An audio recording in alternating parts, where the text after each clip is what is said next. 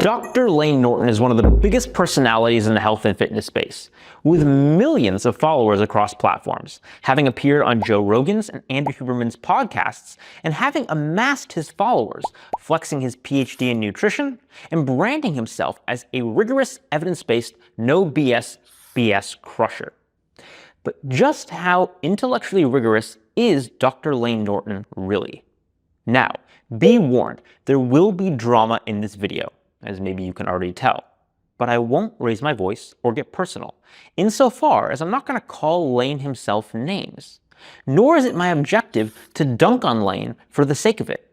Although I'm touched that some of you think that I can actually dunk a basketball at 5'9" in shoes and with skin of this tone. Jokes aside, I'm simply going to assess in this video Layne's recent claims, specifically relating to a carnivore diet, and characterize his behavior with evidence. Call it constructive criticism. Because, at the end of the day, data over feelings. Am I right? And you'll want to watch this one all the way through, because I'm also going to give you a concrete way to let Dr. Layne Norton know that you, like me, are going to hold his feet to the fire and keep him accountable for his claims.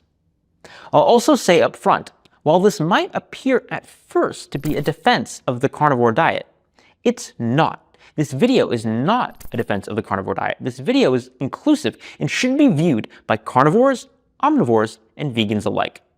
It'll all wrap together at the end. You'll see, I promise you. Now, the instance that did motivate this video was Layne's recent diatribe on the carnivore diet, where he gave a evidence-based, heavy air quotes there, perspective on why it's a bad choice. He characterized it as an extreme form of a ketogenic diet, and by definition, almost zero carbohydrate. But then immediately goes on to cite not one, but two studies that use 40% and 45% calories from carbs as threshold definitions for a low-carb diet. For context, that means someone on a 2,000 calorie diet could eat 200 grams of carbs, or an apple cider donut, a brownie batter donut, a chocolate frosted donut, and 6 munchkin donuts and still be under the threshold for low carb. I don't know about you, but that doesn't sound carnivore to me. Irrespective of your opinion on zero carb carnivore diets, you need to admit that's a really poor citation choice. And frankly, it's par for the course for Layne.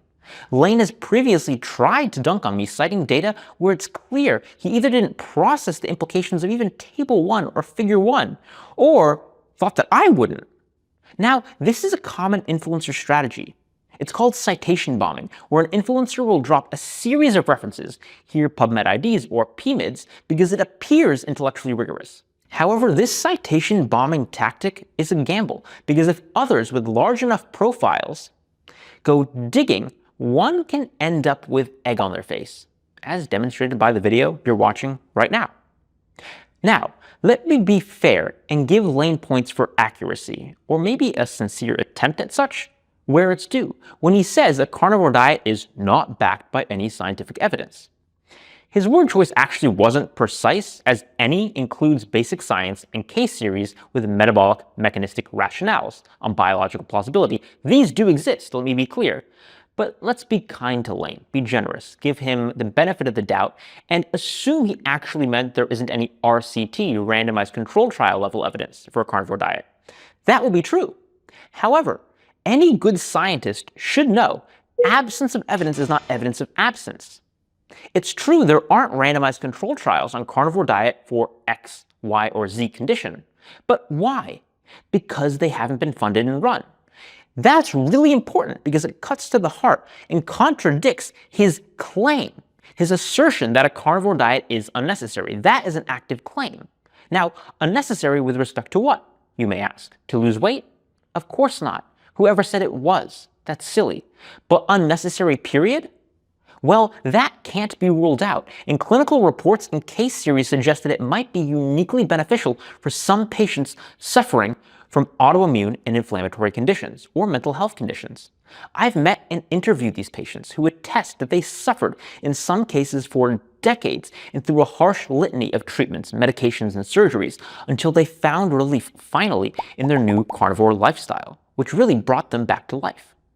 Now, this does not, let me be clear, it does not imply a carnivore diet is optimal for your average person, nor that it's necessary for weight loss, nor that it's good for longevity, nor that broccoli is a conspiracy theory or any of that.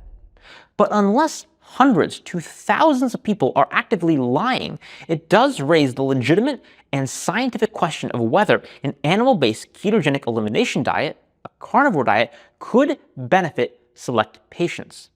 And a curious man, PhD scientist or not, would want an answer to this question before mocking communities of patients. And let me tell you, let me promise you, people are hurt, patients are hurt by Layne's behavior. Hence this video. That's why I'm doing this video. Now, this is not the first time I've responded to Layne to try to hold him to account.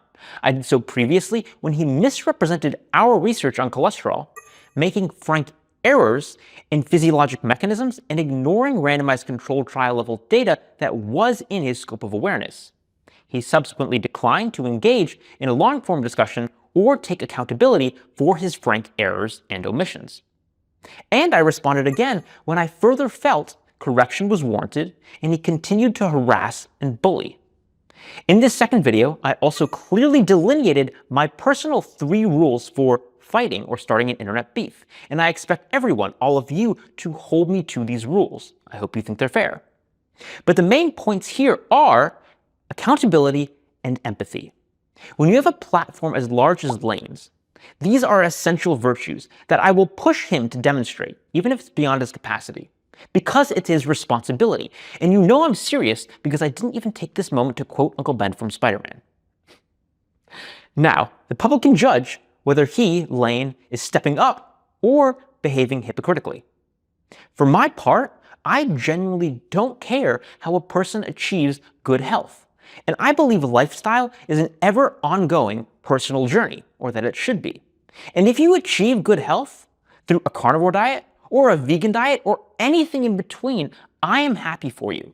That is why I harp all the time on the power of N=1 science, because I want you to find your own best way.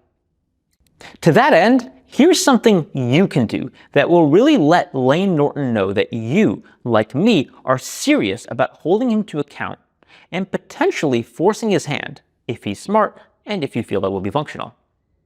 I'm co-running a promotion on at-home lab testing kits via Cyfox at a 50% discount on 2 blood testing kits.